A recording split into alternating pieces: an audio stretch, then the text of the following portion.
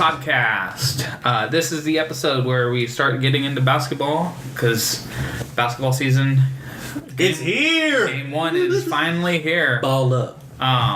And we get to discuss some LaMarcus Aldridge contract extension. I think all of us are excited for that. I know I am. And then, we'll just talk, go into little playoff predictions, what teams we think are going to make it. And then we'll all end up at the same conclusion of the Warriors beating the Cavs in the finals, I think. And if you don't think that, then you're hoping for an injury. Shame on you. And then we'll just do our regular hot and not, and then the lock of the week. And so just getting started, let's talk Spurs, because season opens up tomorrow night at home against the T-Pups. Are they really pups? Not anymore, because they got rid of the youth, and they got Jimmy Butler and Taj Gibson. Yeah, and the Cat is a year older, and Andrew Wiggins a year older. Hopefully you're wiser. And I believe they got Jeff T too. Jeff T. Yep. And you can't forget the mastermind behind it all. Tibbs. Flip Saunders, R.I.P. But just looking to the Spurs season, as I already alluded to, it kind of seemed like a lost cause for most teams about making it to the NBA Finals. It just seems like it's going to be Warriors, Cavs, round 4. So it's how do we look at the Spurs season going forward? What would be a successful season? What do we expect out of them? Because I think we all, and most NBA fans, should see the Warriors being able to be beat by the Thunder, the Spurs, and the Rockets. Not sure who in the Western Conference would contend against the Warriors, but those 3 teams at least have some kind of shot. It might not be a likely shot, but we saw last year that without Tony Parker, but with a healthy Kawhi, who even wasn't 100% that game because he had already messed up his ankle before the game even started in the Rocket series, they were up 23 in the third. And I don't know how many times we have to hear that constantly, that the Spurs were up in game 1 in Golden State. But you can see that the Spurs have played the Warriors better than any team in the league the last 3 years. And it changed when Kawhi went down too. Yeah, so you saw the dynamic of the team. So change. you can see that the Spurs, there's a possibility that they can beat the Warriors. How likely that is, only time will tell. At the same time, this is also, say the playoffs go as the way we see it, with the top 4 teams being Golden State, San Antonio, Houston, and OKC. This could be their toughest trip to the finals. It could be, yeah. But I mean, so far in the last 3 years, the Warriors have, they've been the best team. It's obvious they're the best team, but they've also gotten quite a few lucky breaks in there. And I do mean break literally, because Kevin Love dislocated his shoulder, and then Kyrie went down with an injury. Patrick Beverley went down one series. Mike Conley went down another series. I think they've only faced 2 fully healthy teams in the last 3 years in the playoffs. And it was the Cavs when they lost, and it was the Thunder when they came back from the 3-1 deficit last year. And I think maybe this year, I think the Cavs were healthy. Cavs were healthy this year. So 3 teams in the last 3 seasons were healthy, and they went 1-1 against one team, and they were down 3-1 against another team. Not saying that means that they're not, the best team, but it just they've had some luck involved, and every NBA champion gets some luck. But seeing the Warriors and their path, if all the teams are healthy, and there's some contention there, because the Thunder with Paul George and Carmelo and Russ have definitely the talent in their starting 5. Whether or not Billy Donovan is going to get the rotations correct, through this year. We just don't know how all of those guys are going to mesh together. I just wonder if they have the bench to to hold up. When they do have Carmelo and. But hasn't that always been OKC's issue? Is their bench? Yeah, no, they've had a bench when they had KD, Russ, and the old guys back together, the old team back together. But this year they traded away a lot of they got rid of a lot of. I mean, it looks like they might be throwing out Patrick Patterson, Kyle Singler, Jeremy Grant, Alex Abrines. And their backup center is Dakari Johnson. They don't have size at all. They have zero size behind Nick Collison and Steven Adams. And Dakari Johnson. What that tells me is that either Russ and George is going to be out on the floor together while Carmelo's resting, or it will be two resting and one. Well, that's going to be the same issue with Houston. Houston's top heavy too. Yeah, and they traded their whole bench to get Chris Paul. Yeah, so it's going to be the same issue. But I think Houston kept more on their bench intact because you still have Ariza, Ryan Anderson, Clint Capella, and then you have CP3 and Harden on your starting five. But they have Mbah Moute. They still have Nene. They still have Eric Gordon. You'll see Tariq Black as their backup guy, and PJ Tucker. So they definitely have a better bench than the Thunder do. And I think when you get teams like this, one of the reasons why Golden State's so good is because you never see Steph Curry and 4 bench players. You never see Klay Thompson 4 bench players. You never see one of those guys with 4 bench players. But yeah, so you never see all 4 of their, like 3 or 4 of the guys all off the court unless it's a blowout. You'll always see like Draymond and Klay on the court at the same time, so they can keep their rotations and they can keep the ball movement, and there's always a threat of a shooter like that. And I mean, having Iggy on the bench he's their most important bench piece. That was their most important signing of the offseason. Re-signing him? Re-signing him, that was the most important re-sign. Yeah, he was big, and then I mean, we'll get down the road on the Warriors team because I mean they're definitely fun to talk about and they're fun to watch. Going back and looking at the Spurs, I pulled up the roster this year, and it seems like a lot changed, but it really didn't. We lost Jonathan Simmons, the Juice, and we lost Dwayne Dedman and David Lee. And other than that, it's the same team. Tony's still hurt. Kawhi's hurt right now. Yeah, but he's not going to be in the first game either. Yeah, he'll be back before long, and he'll be fine. Who knows? Maybe Pop's a genius. He's a mastermind. He could hold Kawhi out for the first 3 months to get LaMarcus kind of in a rhythm. Give him some confidence. Yeah, and get him the ball and get him working, and then get Kawhi a full 100% healthy. You thought Glenn Davis was big baby. All these big. Hey man, he ain't big baby. He just a little sensitive. Oh, okay. Crying. You gotta watch what you say. Crying ass. This whole meeting that Pop and LaMarcus had, it was like, I'm sorry that I talked to you that way. I didn't realize that I have to watch what I say. When has Pop ever apologized? You see how he goes at Manu and Tony and Tim Duncan. But he drafted them. He drafted them. No, they all He made Tony cry, but where was Tony gonna go? Tony could have gone a lot of places. He could have been traded instead of George Hill. For Kawhi. That's that beaten puppy syndrome right there. There's a lot that the Spurs could have done with Tony Parker, starting in Jason Kidd. Starting with Jason Kidd, but. I'm a LaMarcus Aldridge apologist and defender. Y'all know this. Anybody who talks to me, because the dude puts up numbers. He does. I pulled up. Everybody wants to blame him for the Warriors series loss. He was not going to be that team. Not blame.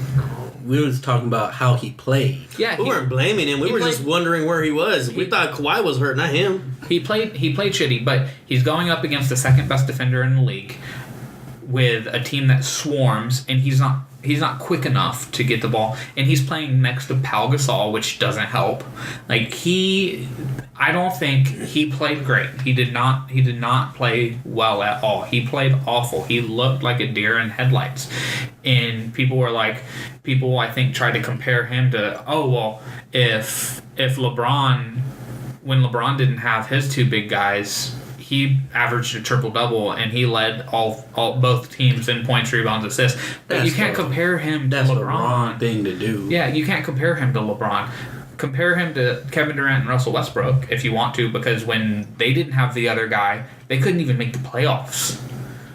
Like, those are great players putting up great numbers. They couldn't even make the playoffs without the other guy. See, my big critique on LaMarcus last year was he'll get the rebound or he will get the ball 3 feet away from the basket. And he would pump fake. And he would just pump fake or dribble out and do his patent fadeaway jump shot. Draymond, I'm like, why are you doing that? You have that fadeaway brick. Just turn around, lay the ball up, or dunk it on somebody. Draymond Green was his Freddy Krueger. Like, he was in his head. He haunted his nightmares. Like, he haunted his dreams. He was all you could see was Aldridge thought that there was going to be that guy right there, because 80% of the time Draymond is there. And I mean, he faded away a lot. And that was like, I don't blame him. I don't think he played awful against the Warriors, but I'm not going to hold that against him, because I've watched him put up 42 against the Thunder, 41 against the Thunder in the game. After that, what happened? In the Game 6 against Houston Rockets last year, he put up 34 and 12. Like, in the clincher against the Rockets, and the Rockets didn't play well, but he still put up 34 and 12. So, like, I think people killed Kevin Love in his first 2 years with the Cavs because he didn't really fit in, and he had to change his play style. So did LaMarcus. No, he just lost touches. He lost touches, and that changes his playing style, because when you get the ball, you're not sure if you're supposed to do something. Well, he'd been losing touches since he was in Portland. No, see, that's the same thing. There's a difference between losing touches and then playing from, you used to be inside and then now you're just a spot up 3-point shooter. It's like, if you want your touches back, take the damn ball. My biggest critique was that he just played. They're asking him to pick and pop and shoot 18 to 3. That's what he was doing. That's what he was doing in Portland. But that's what they posted him up a lot. And same thing with Kevin Love in Minnesota. Yeah. They posted him up a lot. And since Damian Lillard got into the league, LaMarcus Aldridge's numbers have been going down because his usage rating has been going down. And he still put up, let's see, last year he had...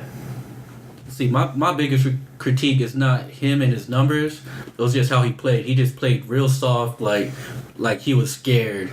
He just didn't look like he wanted to be there. Yeah, he was mentally defeated. That's my critique. Not that he wasn't putting up numbers or his numbers.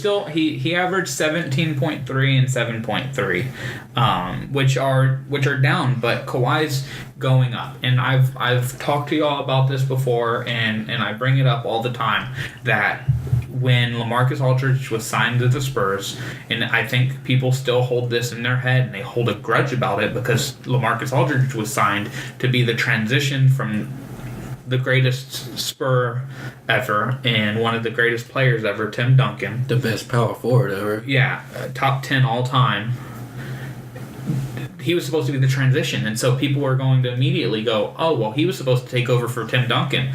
Like, yeah, he was, but you should not expect the same kind of level of play from LaMarcus Aldridge, who's been a great offensive player, but he's actually been a better defensive player last year. His defensive numbers are better than his offensive numbers were last year.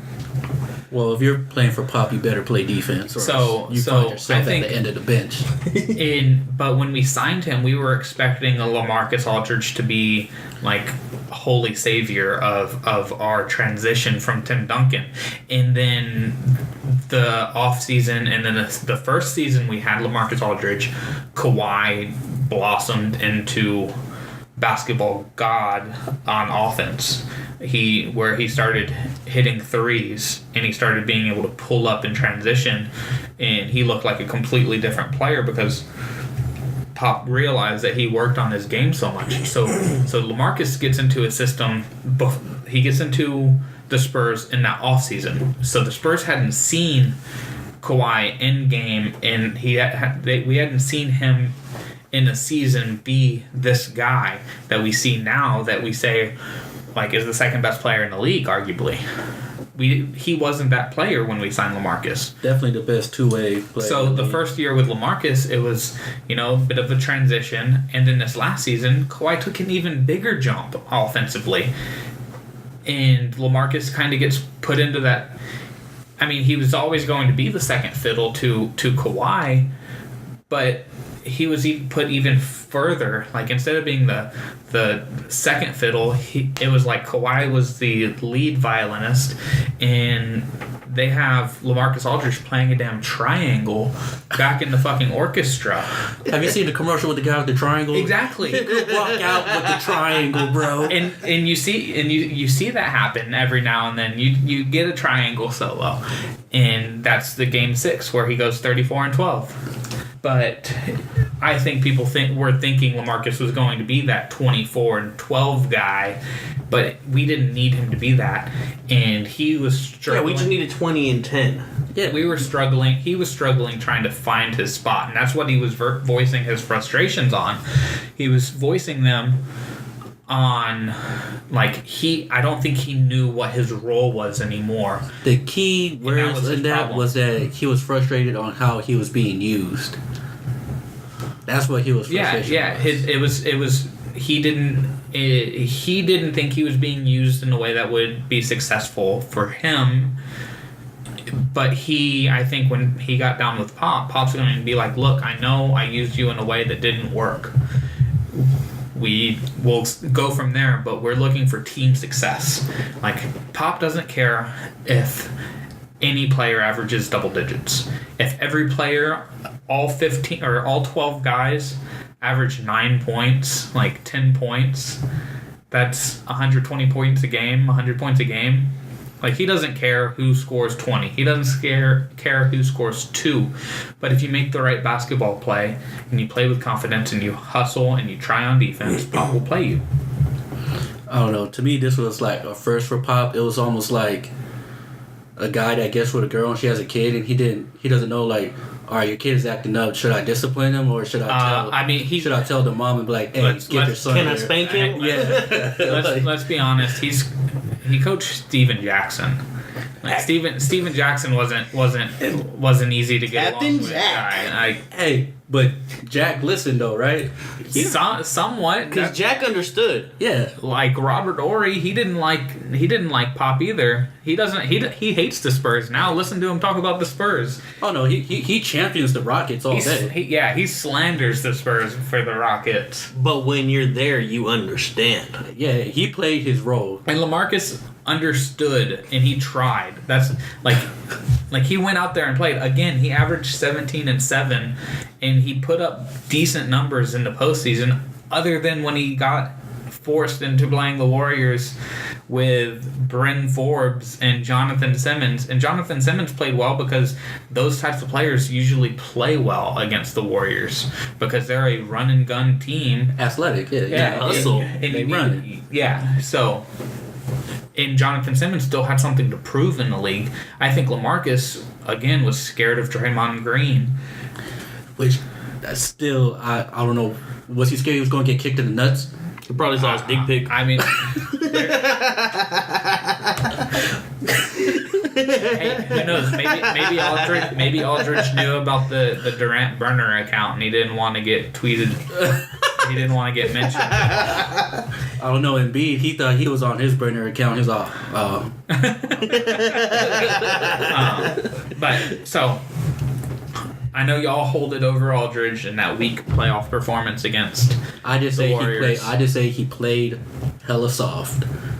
he was Cottonelle soft. Yes. Yes. He was just. Don't we agree on that? Yes, absolutely. That's my critique. My critique is not his numbers. My critique is his health. He played scared. He was intimidated. A lot of Spurs fans hold it over his head, and they think he's not worth the money. But who else? Those are people that don't understand basketball. They just feel like, should have been Michelle Beadle and Shea Serrano both are not very happy about the contract. And I'm not happy with that. I was like, wow, really?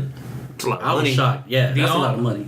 Who will come to the Spurs at that talent? Man, I think you could pull a couple people. Man, you could trade anybody for anybody. Name one. Boogie. I'm pretty sure he would. He would sign as a free agent for a 3-year, $72 million deal. We would trade for him. We'd win a championship, and then we get a championship. That would not happen. Boogie would be worse to coach. I won't say Boogie because I do feel that Boogie would be a bad fit because he wouldn't be able to handle Popovich. He would just be crying on the bench all day. But it would be a great show. Did y'all see the interview with him and Rondo where he was like, "Oh, Rondo's going to be a great coach. Like he's going to be a head coach." And they were like, "Would you play for him?" He's like, "Hell no, I wouldn't play for Rondo." Yeah. And Pop and Rick Carlisle, they're all the same kind of person. Like they don't put up with bullshit. They will tell you what to do, and if you don't do it, they will let you know you didn't do it, and they will be very vocal and very loud, and you will not like it.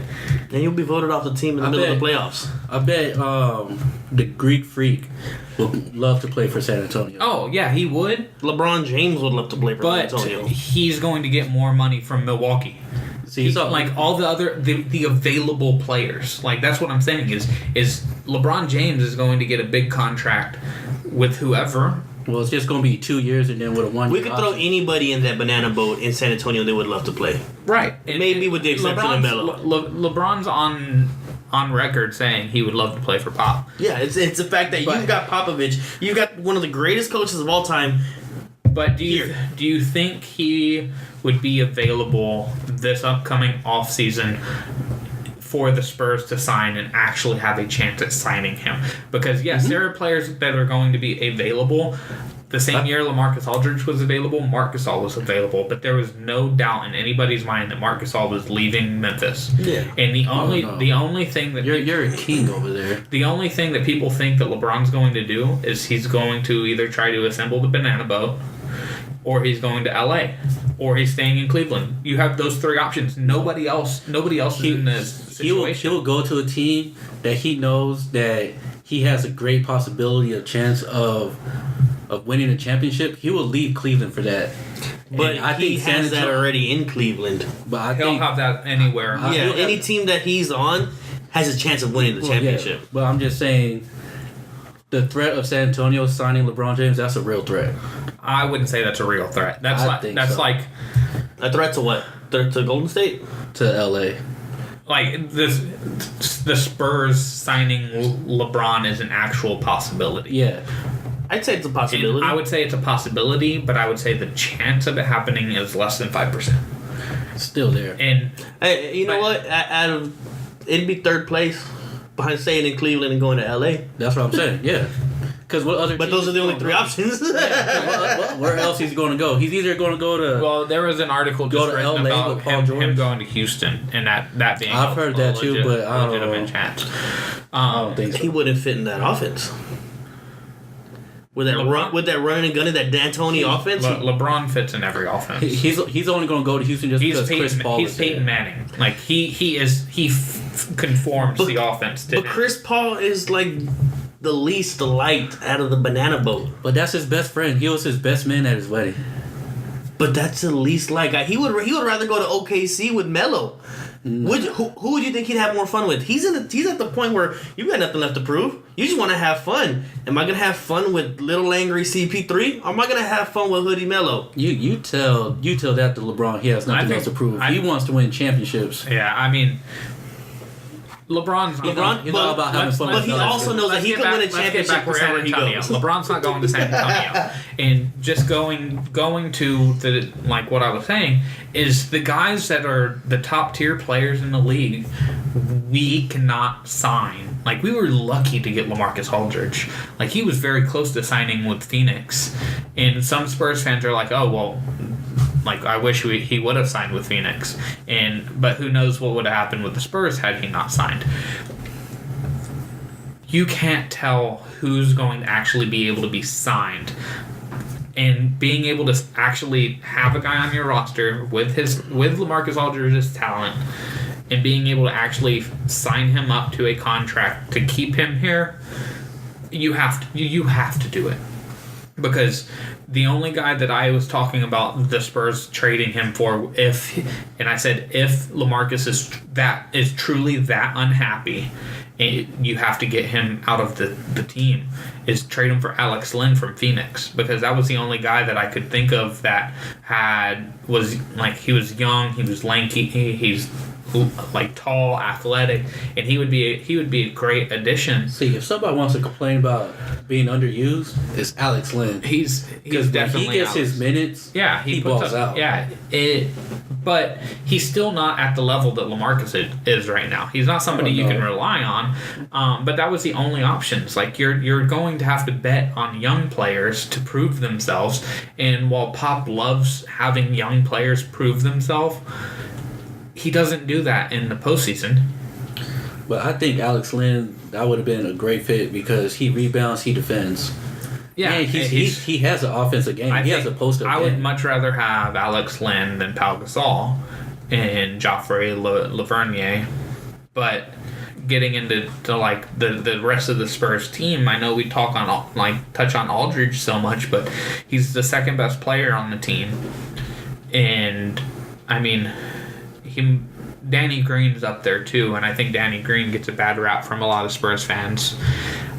He gets a bad rep when he doesn't make threes. Nah, his rep got better once Club Rio closed down. I mean, the Kyle Anderson is going to have a pivotal role in this team this year. And Rudy Gay, from the preseason, watching him play, looking good. He looks healthy, and like, so I wanted to get to the Spurs and how they match up against the Warriors, because I mean, they can play any style of basketball. They can go small, they can go big, they can play slow, they can play fast. They might not have the same top talent that the Warriors have, but I think overall, their 12-man roster is damn good this year. And with the Spurs system and the way that Pop coaches and rotates, like, they're going to be... I wasn't sure how good they could be this year, but having watched the preseason and watching the Summer League and how Bryn Forbes has looked, and looking at Derek White and the young guys, if DeJounte Murray plays better, because he didn't look very good in Summer League because I think he was trying to force stuff, but in the preseason he looked pretty good. If DeJounte Murray takes a step to becoming, the Tony Parker of the future for the Spurs, we're going to be another 50-win team, and we'll be a top 4 seed in the West. Hands down. The only thing I take away from the preseason, the only thing I look for is team chemistry and if there's ball movement. And we're getting close to being back to the beautiful game. And if the team plays defense also. Because watching the Lakers in the preseason... Oh, no. I mean... They got no defense. Hey, man, we want to talk about defense. That Utah defense. Legit, right? Yeah. That Utah defense is looking strong. But they always know offense is defense. out the window, but defense... Well, if Donovan Mitchell's healthy, he's going to be their spark plug offensively with Rodney Hood. They got pieces. Ricky Rubio is going to be able to distribute the ball. Well, that Joe Ingles has played damn well the last couple seasons. He's always been underrated. I think he led the league in 3-point percentage last season. Mm-hmm. And then Rudy Gobert is going to be able to offensive rebound and run pick and roll. He's not going to shoot the ball from like 15 feet very often. But now with Gordon Hayward out, you're trying to you're going to ask Gobert to put up 30 and 12? No. Rodney Hood is going to be their Gordon Hayward. award. You sure about that? Yeah, positive. You see Utah in the playoffs still? No, I think their offense is going to be anemic throughout the whole entire season, so I don't think so. I got them making the playoffs. I saw that. I got them. Not a high seed, but I give them like a 6 or a 7. I definitely feel like they could be fighting for like either the 7 or the 8 seed, but I didn't put them making it. That 7-8 seed is going to be fought for by a lot of people. It always is. It's always like it always like comes down to the day before. Yeah, I don't think I have Utah making the playoffs this year. But still trying to stick with the Spurs. I mean, we touched on Rudy Gay. Like Davis Bertans, he's in his second year, gets another year of being in the system after shooting 40% from behind the line. Yeah, he's going to. I thought he was our X factor last season, and then when they got to the Warriors, I don't think he played enough. Mm-hmm. Like, I don't know. I think once Kawhi went down, Pop punted that series. Oh yeah, he knew. And that's another reason why I don't hold it on Aldridge is why the fuck do you play Pau Gasol against the Warriors? Why? Like, he was not good. I mean, he got points and he got rebounds, but defensively they put him in a pick and roll. In game 1, when we were up 23, this is what happened. They put him in the pick and roll. Steph Curry hits a 3, and Pau Gasol's about 5 feet away from him. About 2 minutes later, put him in the pick and roll. Steph Curry hits a 3. Put him in a pick and roll. Steph Curry hits a 3. It happened 3 times in the span of like 3.5 minutes. Well, Gasol's not going to move up and try to defend him on the ball because then he's just going to get blown by. That's what I'm saying is like he can't see the court unless Steph Curry's off it. Like, if Kevin Durant's on it, yeah, sure, that's fine, because at least there's more of a chance that Kevin Durant hits a 3.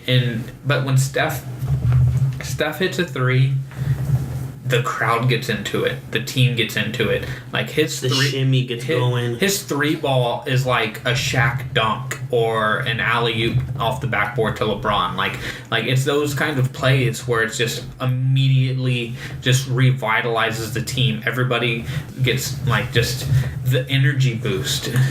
Well, make noise sign comes like, up on the jumbotron. It's like everybody makes like noise on your feet. Once Steph hits like a crossover step back 3, it's like Popeye eats a spinach. Like all of a sudden they're flying around on defense. It's like a DJ Khaled song just started. Yeah, it's yeah, it's crazy what happened. He turned into Super Saiyan. It got to the point where I was legitimately thinking that when Steph Curry had the ball and he shot a 30-footer step back 3, just fucking goaltend it, because if that ball goes through the net, everybody's gonna blow up in that arena. But if you goaltend it, everybody's gonna be like, "Oh, what the fuck?" And they're like, half the fans won't understand what happened. Yeah, exactly. What's a goaltend? Why is he doing that? Yeah. So I was like, if you can sit there and see that the ball's going to go in, because a lot of these players, I mean, they've been playing basketball for at least 15 years. I mean, some guys are like, okay, I'll start at 17 and, I'm 6'10", so I can play in the NBA. Can you teach me the football? Two things. Everybody knows Pop's MO when it gets to the playoffs. He always has his playoff roster. So all the young guys are going to move to the end of the bench. Yep. Even if they were playing solid in the regular season, you're still going to be at the end of the bench. And then the second thing, you was talking about Pau Gasol, why you playing him? He's getting dusted on the pick and roll. Should have the Boston Celtics taken out Isaiah Thomas when he was getting dusted in the pick and roll against the Cleveland Cavaliers? That's that's completely different, because Isaiah Thomas is the offense. Like, he's the offensive catalyst. Like, there's a difference. Pau Gasol brought nothing other than screening and rebounding. And if Bertans can't fight for rebounds because he's almost the same height and he's more athletic, he's quicker. He is? Really? Davis Bertans? Quicker than Pau Gasol? Right now? Davis Bertans plays small forward. Really? Yeah. I don't know this guy. I just see him stand behind the line and shoot the ball. Yeah. It looks good, so I don't complain. He shoots the 3 well, and that's all I know. He's 6'10", 210. and Pau Gasol's 7 foot 250. Bertans is a runner. I mean, did y'all not see any of the dunks that he put on people last year? I don't think I think I missed those. Threes. I saw the threes. That's what I paid attention. Yeah. If he's dunking on people, that means the game's over. Yeah, no, he posterized a couple guys last season, and what I was saying, because I had seen his clips from when he was overseas before, and when we signed him, I was like, if this guy is a poor man's, because this is his comparison, but I don't see, he's not as good, obviously, but he's a Porzingis. Like, Porzingis is just 7'3". Aren't they from the same spot, too? But they're Latvia? I think so. They're from the same country. They're probably cousins. So does he listen to hip-hop also? I think so. He used to have braids? Have y'all seen his finger? He has the top joint of his right ring finger when he was a kid when he was like 18 had to get amputated. So he has a nub like right here. So fucking with that Russian mob, dude. You oddly know a lot about this kid. I oddly know a lot about the Spurs roster. Like, I feel like you go on Wikipedia and check out their bios and stuff. I do. His first girlfriend's name was Goethe. Now I don't know that much, but like I want to know who these guys are for her. when I watch the Spurs. So I watch what they do, and like Brandon Paul is a guy that could be sneaky good for the Spurs. Brandon Paul, I did look into. I do like. That's who they drafted this year, right? No, they signed him as an undrafted. Like he was playing overseas, and he finally got a contract in the NBA. The guy they drafted is Derek White, and he's a taller Patty Mills. Like he's that kind of point guard, shooting guard, like he's a combo guard that can score. He was the second best player in the Pac-12 last season behind Markelle Fultz. Above Lonzo Ball. Better stats than Lonzo. Well, Lonzo's overrated. Better stats than Kyle Kuzma. Tell his dad that. Can't tell his dad anything. So Derek White's not going to see very much time in the postseason. Oh, of course not. But Bertans is the guy I think they should have played a lot more against the Warriors. And like then Joffrey, the guy that they signed from the Bulls this season, he's a taller Boris Diaw. He's not as athletic, but he can shoot the ball, he can pass the ball, he can set screens, he can rebound, he can do all of those Boris Diaw traits, the glue guy kind of traits. And so our bench is back to the ball movement, side to side, passing, like the 2014 bench with Manu, Patty, Joffrey, Bertans, DeJounte, Kyle Anderson. Like, well, DeJounte is starting, isn't he? I don't know who's going to be starting. I bet they will start off with Patty Mills. I feel like you should start DeJounte over Patty just because Patty's got that. I think they should start DeJounte until Tony's back. Because Patty's got that chemistry with the second. With Manu, because he doesn't have to be the main ball carrier. Exactly. I think so handler. Too, but I just feel like they'll probably start off a couple games with Patty Mills, and then if that doesn't work, then DeJounte moves in. And it's the Spurs. It's Pop. We'll see. He's not going to say anything. He's also going to change it up all the damn time. Unless it's about Trump, he'll say something about that. Right. Damn right. Pop Kerr 2020. Oh shit. But I think a lot of people are semi down on the Spurs this year, and I think I'm okay with it. I think going into the postseason healthy, or if Tony comes back 100%, like it gets to you don't come back from an injury 100%. If he eases into it and gets to 100%, and same thing with Kawhi and the rest of the team, and if Powell gets relegated to the 10 minutes a game position, I see the Spurs contending yet again, 50-win team yet again. I see them as a top 3 seed in the West. I really see them as a 2 seed. I think they will have I think they're the only team that can play a full 48-minute game against the Warriors and compete at full strength. Well, the other teams, Houston and OKC, they can compete. But not the full 48, it's not going to be for a full 48, but that doesn't mean they're going to lose the game. It's going to be, there's going to be a 10-minute spurt where the Thunder look amazing, and then there's going to be a 10-minute spurt where the Thunder are getting blown off the court. And because they got to go to their weak bench. Yeah, and that keeps the game close.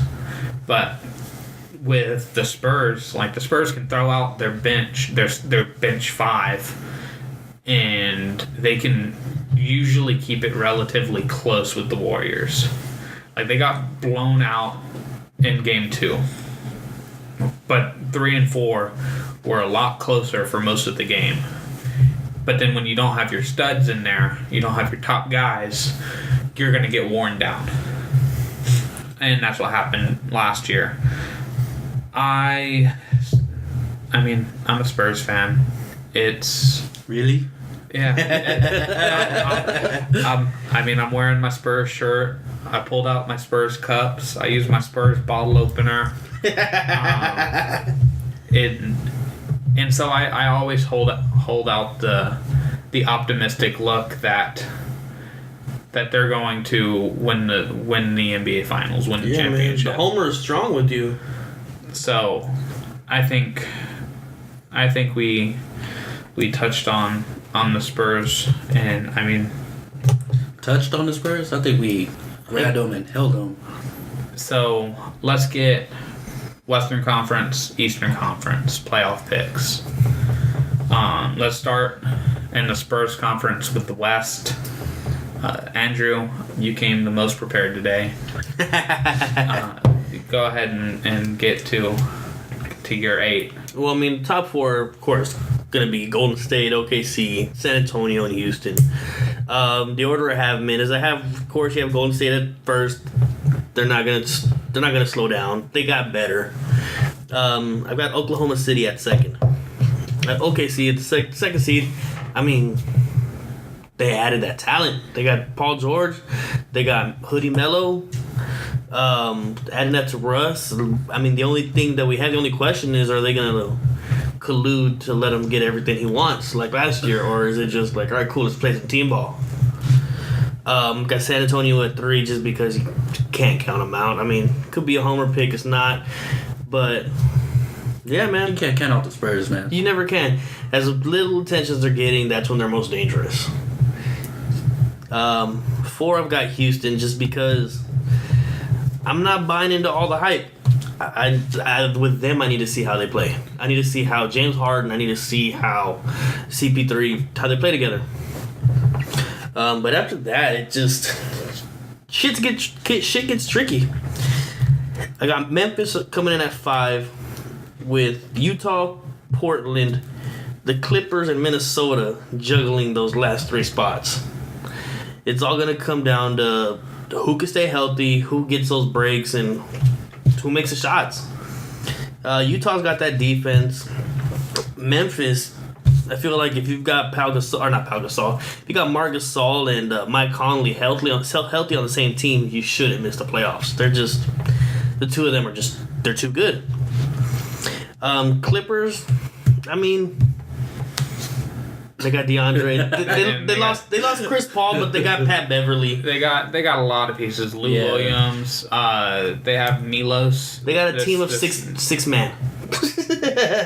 Yeah, I mean they got a bunch of 6 men. They arguably got rid of their worst player, stat wise. Jamal Crawford had a terrible year. He was not good, and you rely on him to be good. And I think that's why the Clippers weren't as good as they could have been, because Jamal Crawford was not good last year for them. But I also feel like the loss of JJ Redick's gonna put a toll. I don't know. Because who's their 3? Who are going to count on as a 3-man? The 3-point man, sharpshooter. Austin Rivers. Sam Decker. Coach's kid. Danilo Gallinari. That's going to be a lot of their offense right there. Yeah. Montrezl Harrell. Wes Johnson. So I mean, it's gonna come down to. I mean, you got to see how they click together. It's Doc, it's Blake, DeAndre, and then from there, I mean, Pat Beverly, Lou Williams, like we said, Danilo Gallinari. So see how they mesh. Don't want to count them out just yet. And then of course, Portland. I mean, I don't know. There's something about Portland still catching my eye. Dame still great. Can't count him out. And then Timber Pups. They've got the names. They've got the coach. They've got the names that know the coach. Yeah. I mean, Coach Tibbs got his players back. Taj Gibson and what's his name? Oh, Jimmy Buckets. Yeah, Jimmy Buckets. So I mean, yeah, it's gonna be interesting. It's gonna come down to who stays healthy and who clicks. Yeah. In the East, or no, we're sticking with the West right now, right? Yeah, we're just gonna do the West, and then we'll get to the East after Alvin and I go. So Alvin. So yeah, those are my 9 picks for the 8 spots. All right, so the West, of course, Golden State. I think we all gonna have Golden State number 1. At the beginning, I did have OKC, but after talking about OKC and their horrible bench, I'm going to flip. I'm going to put the Spurs number 2 just because I think they're a better all-around team. And OKC, I know they added Melo, they got Paul George. Their starting 5 is solid, but that's it. Their bench is suspect. Yeah.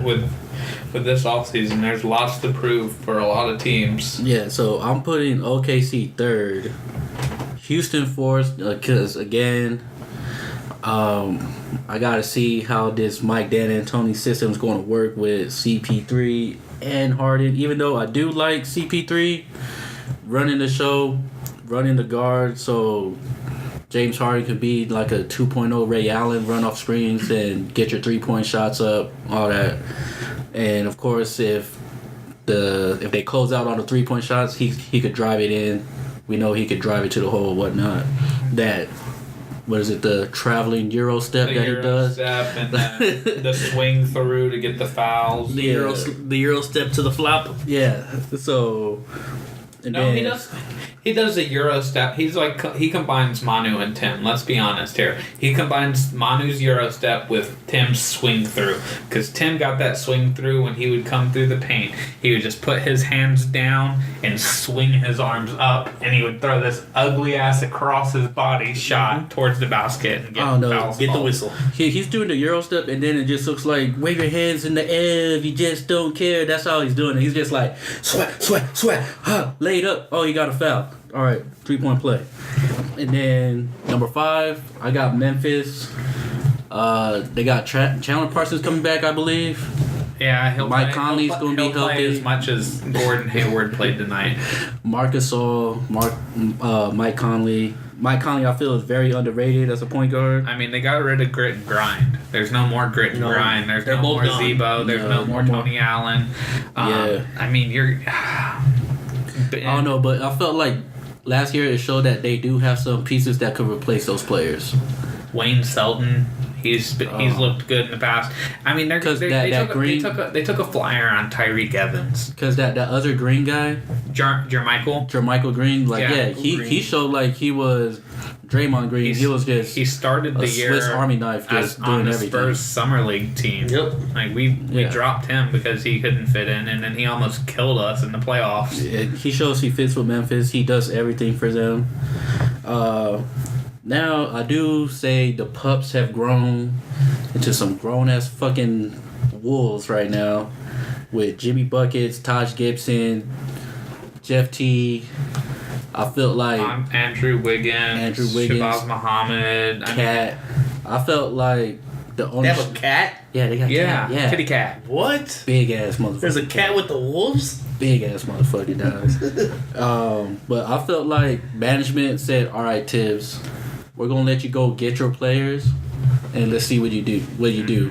Because we all know when he has his players, they're like top 2 team. There was a top 2 team in the East. I know it was in the East, but the Bulls were like hype, right? When he had his players. They had he had Joakim Noah before the wheels fell off. Derrick Rose before the wheels fell off. Young Butler. Yeah. So I think the pieces that he had with Chicago are very similar to this Wolves team. But now those players that he had with the Bulls, they're veterans and they understand his system. They love playing for him. So I felt like they're just going to drop knowledge on the young guys and like. Yeah, I think it's. I do got them number 6, and then the 7 and 8 seed is toss ups because I feel like it could go either way. It could go either way with the Clippers, Blazers, Nuggets. I feel like those are going to be the 3 major teams that's going to be fighting for the 7 and 8 seed. And I do have the Nuggets and the Blazers making it, but if the Clippers, if that, I don't know what type of team you want to call it, juvenile squad or something like that, because it's just Blake Griffin and DeAndre Jordan. All the rest is just like. I think people are discounting the move. Like, I'm not discounting the move. I just feel like Gallinari, can he stay healthy for the whole season? I think overall they're a better team this year than they were. Patrick Beverly, he can't do nothing on offense. Possibly at any point with CP3 they might have a better team, but it's just CP3 was so good with the offense.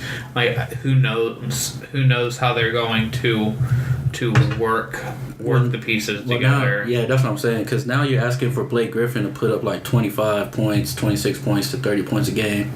He's going to be your main guy because I don't think Gallinari's going to stay healthy for a whole year. I mean, think about... Beverly doesn't have offense. Think about the times that Blake or CP3 got hurt and they played without CP3 and the numbers and what Blake was doing. Blake played better without him. Yeah, he was playing that kind of point forward and throw it to, like the Marc Gasol, what he does, throw it to him at the elbow and let him kind of scan the defense, figure out what move he needs to make, who to pass it to. But Blake Griffin's jump shot is ugly as hell. But it works. It's not like he's a terrible shooter. He ain't a great shooter either. I'll have him shoot from 16 foot, 18 foot all day. Yeah, I mean, you don't want him dunking on you, that's for sure. But and he's gone away from that because he wants to develop an offensive game, which I think is good. But you get older, and he's been injury prone, especially with his foot or his toe this last season. So, I mean, it's... And then the A seed, I got the Blazers as my A seed because, again, something about the Blazers... I think they're just always mostly have the same teams in some kind of order. I am going to blow y'all's mind with my 8th pick. So you want to pick the Pelicans? We'll get there. Let's start at 1. So yeah, Golden State, we all have. So I think the Spurs again, number 2 seed, as y'all touched on. Like, who knows how OKC is going to mesh early in the season, late in the season, through the season, how their bench is going to play. The Spurs have pretty much the same team. They just have a couple injuries that they're dealing with.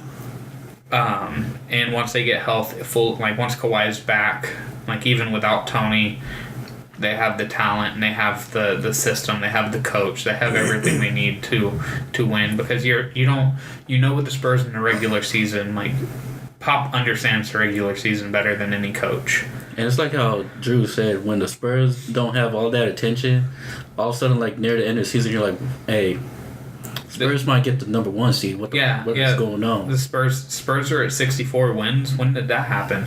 And it's I think the first time in Spurs history that they've gone back-to-back 60-win seasons. They're always 50-plus win season. Yeah, they've made the playoffs 20 straight years and all that. So Spurs are 2 seed. Rockets, I have this as a 3 seed. I think they're going to mesh better than OKC off the bat. I think that the people who aren't sure how Chris Paul and James Harden are going to work, I think the only reason they wouldn't work is because one of their attitudes and egos gets in the way. And I think with how Chris Paul's never made it to a conference finals, and I think how James Harden fell out of the playoffs last year, and all of the things that have happened to both of those players, I think those egos have been set to the side. Like, I don't think Harden's ever had an ego as far as him over team success, because he's been on record saying that he wanted to be the sixth man. He wanted to be Manu Ginobili for the Oklahoma City Thunder. And action speaks louder than words. But I mean, when you're like D'Antoni said, hey, I want you to play point guard. I want you to lead the league in assists. You know what he did? He played point guard, led the league in assists. So I think Harden will adapt to whatever he needs to. So I see them being better than OKC. They have a better bench, a better overall team. OKC is my 4. You don't beat talent in the NBA unless you're the Spurs. The Spurs are, I think, one of the few teams that can actually beat talent with less talent because of the team system. But OKC, the big 3 there. I don't think they're Steven Adams. I'm a huge fan of. I think it kind of hurts them losing Cantor because he was a big bench player for them. But I think they have enough to make it through the regular season as a top 4 seed. Again, as y'all talked about, Timberwolves, Clippers, Blazers. I have going 5, 6, 7. All the same reasons y'all have them. But with the Clippers, I'm a bigger believer in the talent they have on their team. I think they're a little better than what y'all have given them credit for. I think Blake Griffin can be that number 1 player, the focal point of an offense. I don't think you win a championship with him as your best player, but I think they have a really solid roster. And the Blazers, if Nurkic is fully healthy, we saw towards the end of last season when they had him how good that team could be with the 2 heads of the snake with Lillard and McCollum. So I have them as my 7th seed, and like I said, mind blown 8th pick. I have the Sacramento Kings. What? I have the Sacramento Kings. You don't even have the Wolves in there? I said Wolves are 5. Oh, 5. Okay. Yeah, Wolves are 5. So they got Vince Carter. They got Zebo. They got George Hill. They have a veteran presence. They have. I'm a big believer in Buddy Hield. Him coming into his 2nd year, I believe. They picked up Bogdan Bogdanovic, a knockdown 3-point shooter who was like 2nd on the Nets in scoring last season. They drafted Frank Mason, who's a solid point guard. De'Aaron Fox, I think, is a sneaky bet to win Rookie of the Year. If Harry Giles comes back healthy, he's your Ben Simmons type player, your point forward. They said that he is making good progress. Justin Jackson, another rookie from North Carolina, knockdown 3-point shooter, great defender. He's your Klay Thompson, Danny Green type player. And Skal Labissiere and Willie Cauley-Stein. Like, they have a squad that I think a lot of people are overrating or underrating because it's the Kings, and you're like, oh, it's just the Kings, cast them aside. No, I think they got a squad. I just give them I don't put them in the playoffs this year. But I think that they're being slept on. They even have Kosta Koufos still, who's proved to be a solid NBA role player, bench player. He was solid as a starter for the Nuggets too. Yeah, so I think that they're definitely being slept on, and with the additions of the veterans that they have, with Vince is going to be able to teach Buddy Hield and be able to teach Harry Giles and be able to teach Justin Jackson, and then George Hill's going to be able to teach De'Aaron Fox and Frank Mason, and Zebo's going to be able to teach Willie Cauley-Stein and Skal. And if they stay on the right track, they have Dave Yeager as their coach, old Memphis coach, so Zebo loves him. He has a great defensive system. Vince Carter played for him too, didn't he? Yeah. Mm-hmm. So he's going to come in and he's a no-nonsense coach. De'Aaron Fox is, again, like I said, I could see him winning Rookie of the Year this year. It would not surprise me one bit. He is that good. He crushed Lonzo Ball. Just crushed him in the tournament. It was not fair what De'Aaron Fox did to that kid. I think we all saw that. Yeah. So I see them being the 8 seed. I think they have the youth, they have the veteran leadership, they have the coach, they have the talent to kind of slide in there. And I was looking at some of the other teams, and I'm just trying to figure out who the 8 would be. And there's Denver and there's Utah, and both of those teams I think are going to compete. And then the Lakers and Suns I think don't have enough yet. In the Pelicans, I would see them imploding. I think the Kings are in. Their projection is up. So I just don't give them this year. There's always a team that surprises you that makes it into the playoffs. There's always that team. Yeah. And it's always a young team that just had kind of a suddenly great year. And I see the Kings being that. I think the Eastern Conference was tougher to get a full 8 because there's a lot of bad teams in the East. I'll go ahead and start, and I'm not really going to give explanations because it's really a one-team race there. But I go Cleveland, Boston, Toronto, Washington, top 4. And that should easily be your top 4. You might have some slides in there, some sneaky teams like Miami or Milwaukee. Those are the only 2 teams that I really see sliding into a top 4.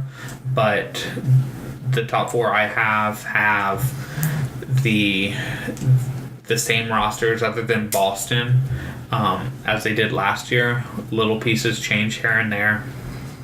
The backcourts that both Toronto and Washington have are solid. Front courts are good. Milwaukee, they have the sneaky MVP pick this year with the Greek freak Giannis.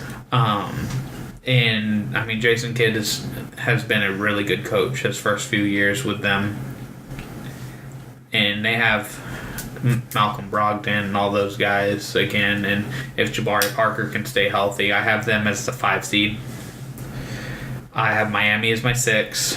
They have a really solid team. They found their stride after the All-Star break. I think Bam Adebayo, their rookie, he's going to be a good counter puncher to Hassan Whiteside. And then I have the Hornets as my 7th seed, and that was kind of a difficult pick to make. I'm looking at who the hell is in the East and what players are still there. And Malik Monk is going to have a great year, I think. Batum, if he's healthy, is going to be good. They got Dwight anchoring the center, Frank Kaminsky, Michael Kidd-Gilchrist. The talent's there. And then we do this with thinking all teams are healthy, completely healthy all season. So I have the Sixers as my 8 seed. And I shouldn't need to explain why, because I think Joel Embiid will tell you why. Not on his burner account either. Just check his Twitter. And let's go backwards the way we did Western. Alvin, what you got as your East?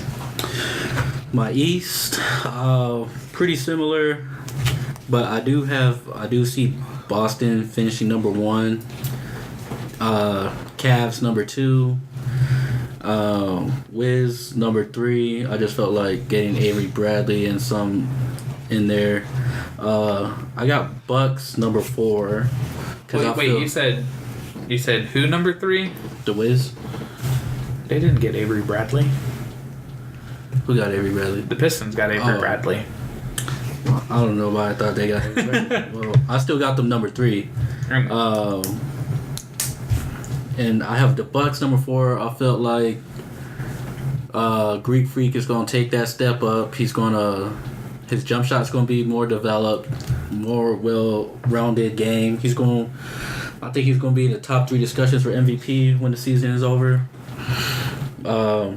Raptors number 5, just because I felt like they stayed the same, stagnant. I don't see them improve that much. They stay the same, but I just feel like with the Bucks' young talent staying together, and if Jabari Parker stays healthy all year, I think that makes the big difference.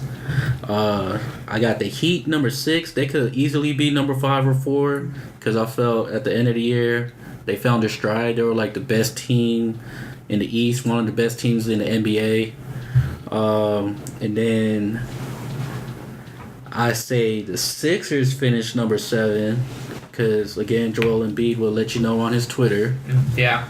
And then I got the Hornets finishing number 8. I feel like the Hornets. You cross out? Oh no, because it said Bobcats, but I forgot they changed the name to the Hornets. I forgot they changed the name to the Hornets. Man, they redid the whole everything over there. Right? Still Bobcats. Yeah, so I feel like the talent is there, but for some reason it just never clicks. Yeah, for some odd reason it never clicks. They have the talent to be even a 6th seed or 5th seed, but it just never clicks. Yeah, that's why I originally had put them at 6, and I looked and I was like, why the hell do I have them at 6? They're not going to be better than Miami. Yeah, but if you look at the talent on paper, you'd be like, they could easily be up there. I mean, it's the Eastern Conference. Yeah, so but not very good when you get to play in the same division. When they're going to go through on that West Coast run, when they got to play all those West Coast teams, and they're just going to get ramshot through all that West Coast squad, like, yeah. All right, Andrew, you're up, man. Well, I mean, since I already got it all done. I mean, I think the East was a little easier to predict, other than outside of the top 4. Yeah, no, of course, had Boston, Cleveland, Washington top 3.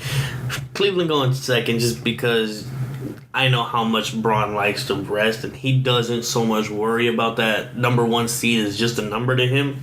He's gonna have to rest a lot this year. Yeah, and he's gonna actually I think he's gonna have the opportunity to, because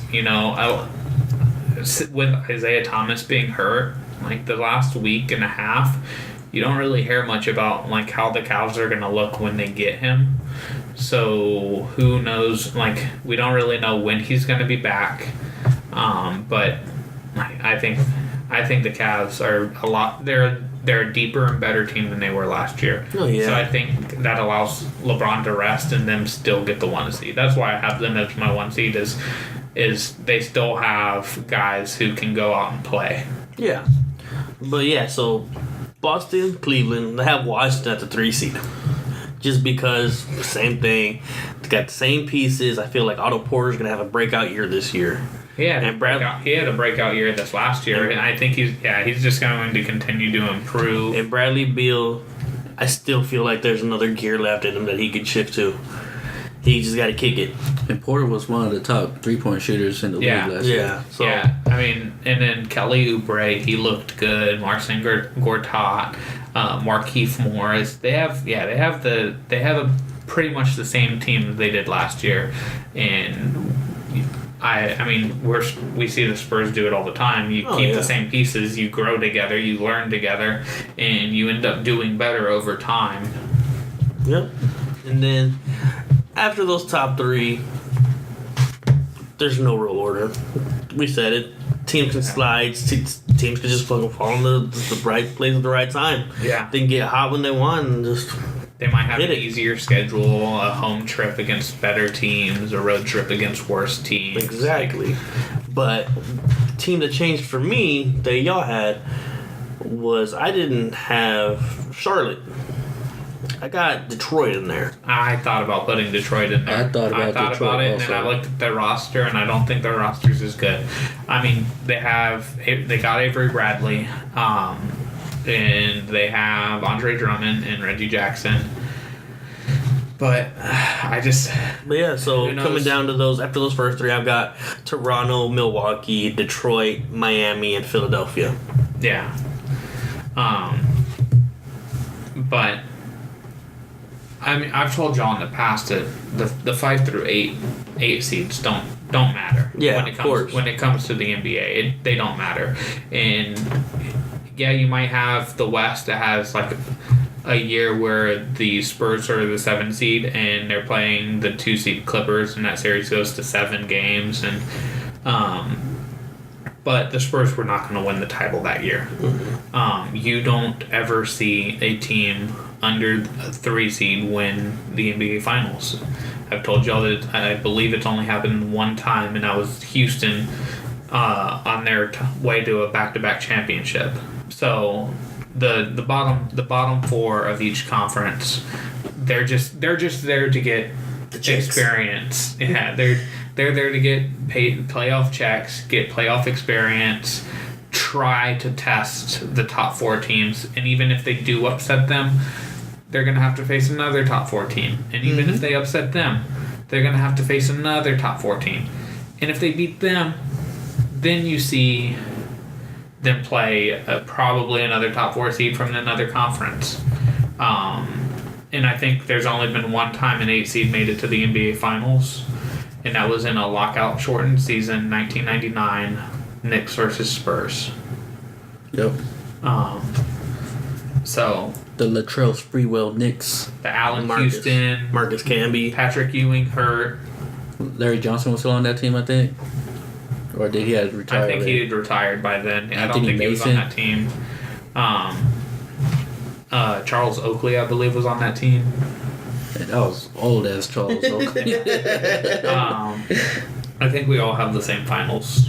Oh, of course. And I think we all have the same winner of the finals. Yep. And I think 99% of people have that. You don't even have to say it. And if you don't have it, you are probably a homer. You're probably picking your favorite team. The only choice that you could make outside of Warriors winning a title and repeating and winning 3 and 4 years is if you pick the Cleveland Cavaliers. Because I think, LeBron has... he is a trump card, and they're better this year, I think, than they were last year. They're better suited to play the Warriors in a series this year than they were last year. Yeah, it can go to 6 or 7, not 5. Yeah, and... Or not a sweep. Yeah, so... but yes, Golden State, congratulations on winning the 2017-2018 NBA Finals. We will hold... Takes a lot of fun out of it. Yeah, it does, but like I said earlier, you don't root for injuries, but injuries do happen. Somebody can fall on the court, creating a sweat mark, and Steph Curry can happen to run through it and twist his ankle. Kevin Durant has... Why you gotta throw out Steph Curry in the ankles, man? Damn, Hey, You couldn't say like Draymond Green or somebody else. No, because if Draymond Green slips on some sweat, he's going to kick someone in the balls again. Yeah, but Steph Curry has the history with the ankles. Kevin Durant has the history with the feet. I wouldn't say they're injury prone, but they are, out of the guys they have, the most prone to get hurt. They've had the biggest injuries. And hey, who knows? They have Swaggy P on their team this year. He might just say fuck it all and Jack up. Yeah. But then if he does that, he's getting cut. They're trading him, whatever. Needs to play some defense too. Yeah. So it's the Warriors, and like I said, they always play 2 of their top 4 guys, and that gives them an advantage over a lot of teams. I can see the Spurs beating them, the Rockets beating them, the Thunder beating them, and the Cavs beating them. Those are the only teams that I can see actually beating them, but playing the numbers, they're going to win the championship.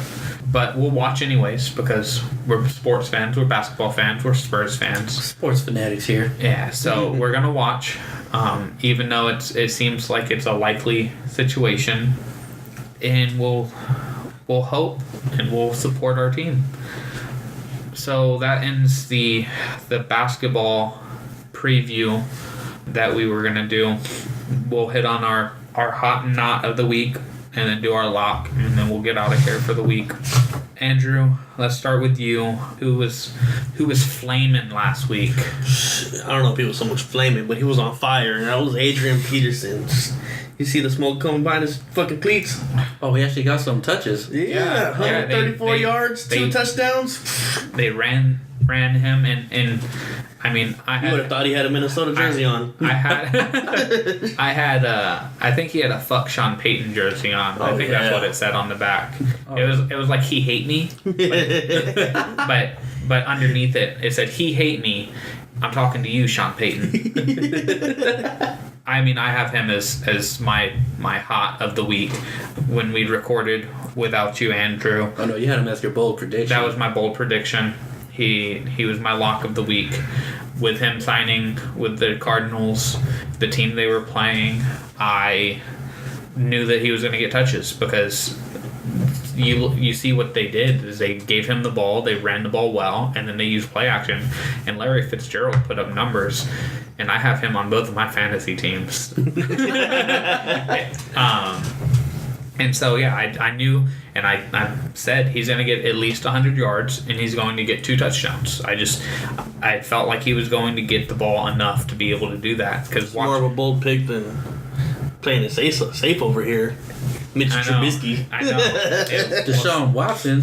Hey, Deshaun Watson did show up though. But like I told you when we were talking about it when he was gone, is he did say Deshaun Watson was kind of like okay, but then we pushed him into saying he would beat the Chiefs and he would throw for like 300 yards and 3 touchdowns. How many touchdowns did he finish with? 5. But we couldn't even get you to say he would get the Bears to win, I don't think. You're very lukewarm. He's gonna throw 250 and a touchdown and 2 touchdowns and 1 interception. He's not gonna completely shit the bed. No, I said he wasn't gonna be the reason that they lose.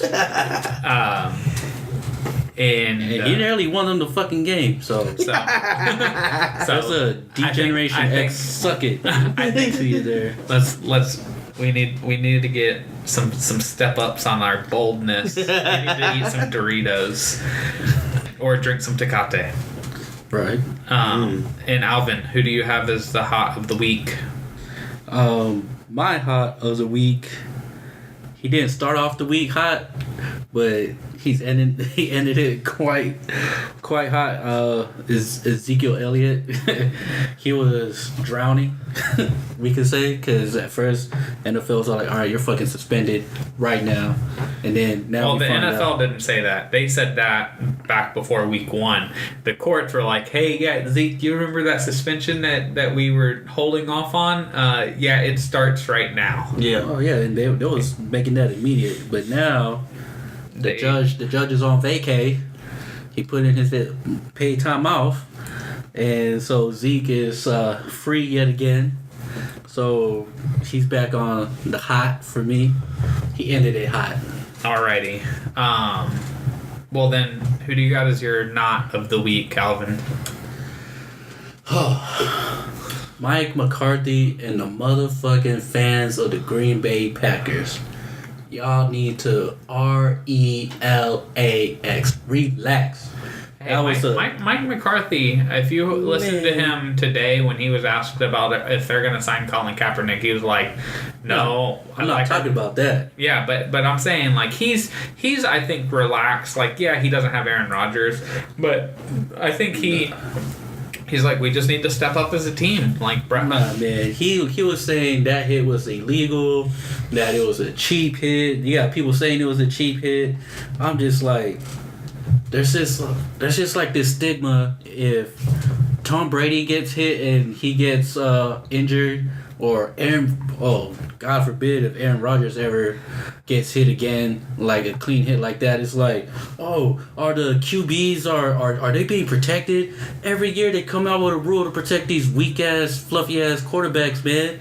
Like, I think you need to take your own advice and relax. They need to chill. He was over there like all hyped about it. Like, it was illegal. Even if you say it was illegal, it was still a cheap hit. Like, so I understand the going low on a quarterback. The Tom Brady rule about going low is because you're going. It's not that you go low, but it's you're going at their plant leg when they go to throw the ball, they're going to extend their knee. Their leg is going to be in a locked position. So when you're coming straight at them and you hit them low, their knee is going to go in, and you're going to have that injury. And the same thing with this hit with Aaron Rodgers, which I don't think it's an illegal hit. That was a solid hit to the chest. But the problem is he had thrown the ball, he wrapped up, he lifted him, and then he drove him into the ground, which in the pocket is a penalty and an illegal hit.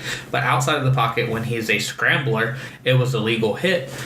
It comes with the territory with the way that he plays. Yeah, think about how many injuries he's a mobile quarterback. You see happen to people like that. Like Tony Romo hurt his back all the time, or hurt his back because of hits like that, where he gets chased down and he gets tackled. Like the quarterbacks are going to get hurt. Yeah, they show the numbers that the quarterbacks that usually stay in the pocket and they're not mobile, they rarely get injured. Eli Manning, Peyton Manning, Matt Ryan. Tom Brady. Yeah. But the mobile quarterbacks like Russell Wilson, Aaron Rodgers, Cam Newton, Tony Romo. Yeah. They get those. You're going to be RG3, Vince Young, Colin Kaepernick. You're going to get those hits because you're mobile. You're running outside the pocket. Yeah. So the hits are going to come a lot harder when you're running outside the pocket. And to me, I don't think that was a malicious hit at all. I thought that was a clean football hit.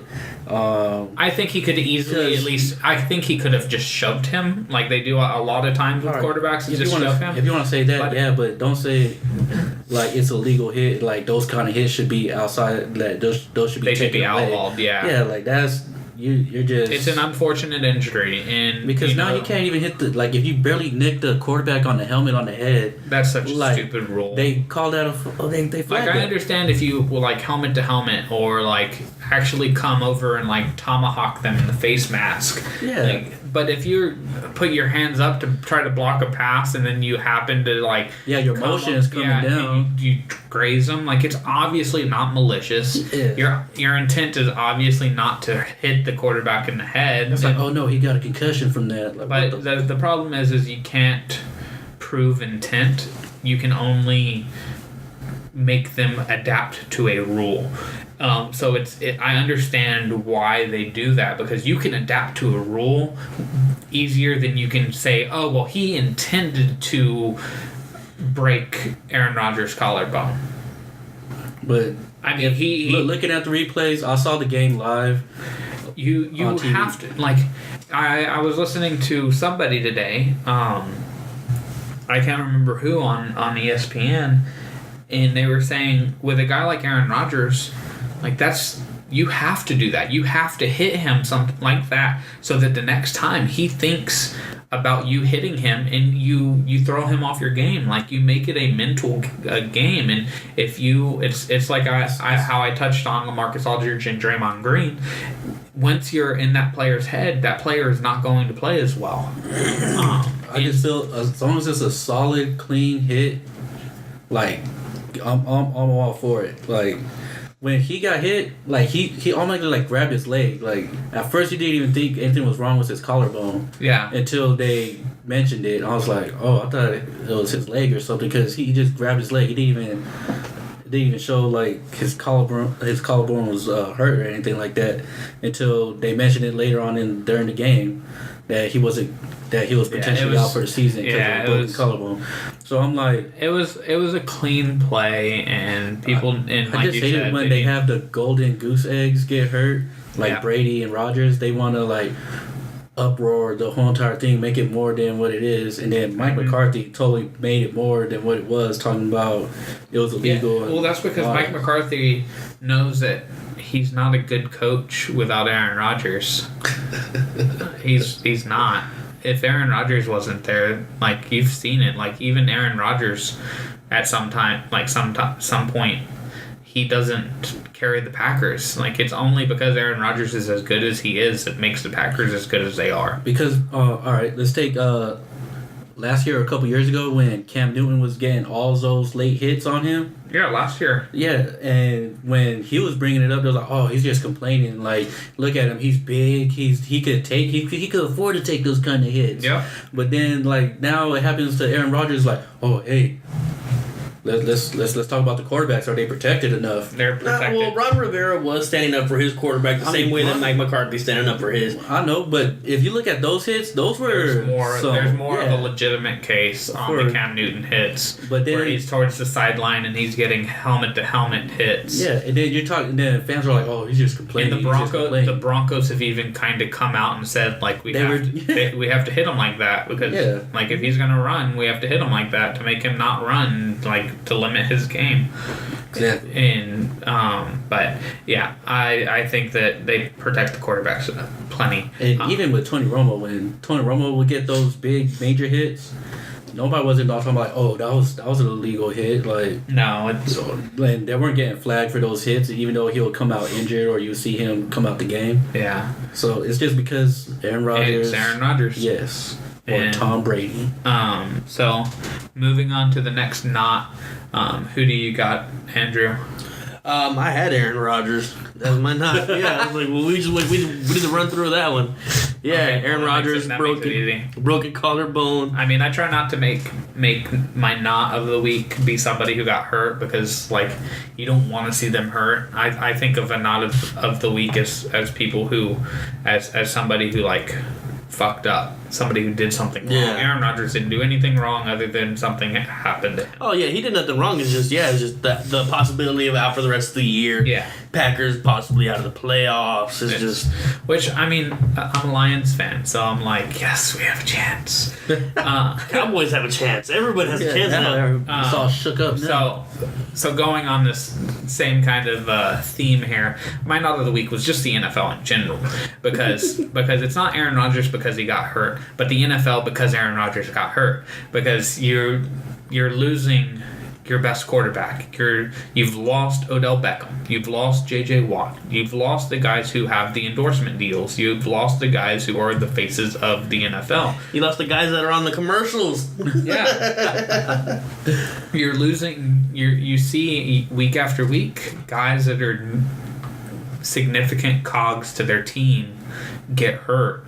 And on top of that, you have this shit with Zeke and his suspension, not suspension. What the hell's going on? Court's there, court's not there.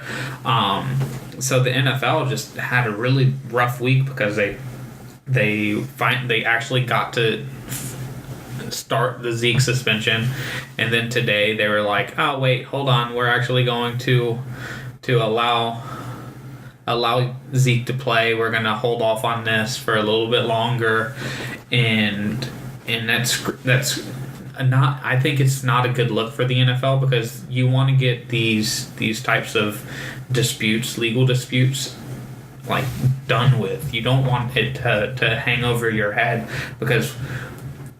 One, you have the whole anthem kneeling crap that's going on. And the NFL owners meeting with players and them trying to figure out what they're going to do because they should be allowed to kneel, in my opinion. And they should be allowed to do what they want. There should be no rule because fans don't follow it. Why should the players follow it? Like, thank you for pointing that out. There was a picture of a guy sitting on an American flag at a festival that was on there. There's the video of Josh Reddick in his American flag Speedo celebrating by getting beer and champagne sprayed on him after the Astros beat the Red Sox. Time after time, I walk through the AT&T Center at a game, and I stop. I see that they're playing the national anthem, and I stop with my beer in the middle of the stadium halls, and I wait until it's done. Like that's what I do personally. But you see time and time again, people just like blowing through the stadium because they're not actually in the arena where they're playing it, but there's TV screens. You can hear it, like you know what's going on. Even the workers are like they stop what they're doing. They don't serve you while the national anthem's being played. So if fans aren't going to follow it and they're not going to take off their hat, put their hand over their heart, why make players do it? You have the right to free speech, just like we have the right to free speech, and to say fuck it on a microphone in a bedroom in San Antonio. Like, like it's just so that with that going on in the NFL, and Zeke, and players getting hurt, and the concussion thing still going on, and ratings drop, and the battle, like, just the NFL has just really, it should not just be a week. It's like an entire year and a half that the NFL has been just getting worse and worse. Eventually, it will get better because it's football, and we'll see how it goes. But they're my not of the week because they had a rough week. So let's do bold prediction and get going. I'm going to let Alvin go first. What is your bold prediction? My bold prediction is, since Zeke will play this weekend, he'll go over 100 yards with 3 touchdowns on the Niners. Like, he's going to finally show out this season. Finally put up a solid. The Niners have a decent defense. They do. But yeah, I think this is going to be the game where he's just going to finally be like, they're going to pound the rock with him more and more. Andrew, your bold prediction. Your lock. Bold pick. I got Dodgers finishing the job, putting the Cubs out of their misery, and just completing the sweep. And a little asterisk over here says, get your brooms ready. I mean, it's top 5 right now. We're watching the game. 2 outs. Dodgers just scored another run in this inning. 3-1. Kyle Hendricks is still on the mound. If the Cubs bats don't wake up, then yeah, they're gonna get swept. It's going to be. Your guys is pitching too. They're jacking home runs on you guys. Like, the starting pitching has been fine. The starting pitching hasn't been a problem. This is the most the starting pitching I think has given up this series. It's the relief pitching that's been terrible. And it's just like the starting pitcher in the first game went 5 innings, gave up 2 runs. And given that he can get an out here, he'll probably go 5 with 3 runs. And the night before in Game 2, the starting pitcher gave up 1 run. And the bullpen was the one that gave up the John Lackey, who is a starting pitcher, but he came in from the bullpen. He gave up the 3-run home run. Well, that game that Rondon came in too. Yeah, that's what I'm saying. Is like the relief pitching in Game 1 gave up 3 runs. And same thing in Game 2. And so far, the starter's given up 3 here. But the Cubs bats need to wake up because it puts a lot of pressure on your pitcher keeping a 1-run lead. I mean, going on top of that for my bold prediction, which doesn't, if this plays out the way it plays out, going with a homer bold prediction. It wasn't a homer bold prediction because I wasn't saying the Cubs were going to come back and beat the Dodgers, but I just have I think both of the championship series are going to go to a Game 7. That's what I have. Okay. I don't know who's going to win those Game 7s.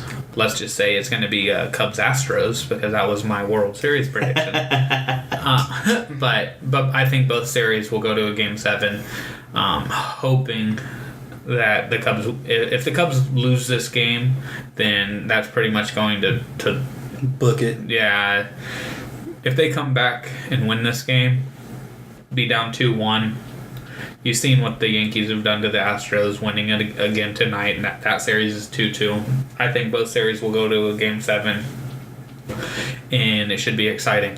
And I think that's a wrap on this week. We talked a lot of basketball. Game 1 of the season, NBA season. Let's do this, Spurs. I don't know, them T-Wolves, I think. With Kawhi out, I think T-Wolves will sneak away and win on the first day. Spurs don't lose at home on their opener. The Spurs don't lose their season opener. Yeah. That's Golden State that. Yeah. I think they've won the last 6 or 7 openers. I don't know. I'll be in attendance. Andrew will be in attendance at the game tomorrow night. Alvin, you slacking ass. Sorry, man. Gotta work that night. All right. Well, we'll see all of our listeners. Y'all will listen to us again next week, hopefully. Signing off. This is Casey Coggins here with Alvin Hebert. Deuces. And Andrew Lira. See ya. See ya. We are bandits of a different kind.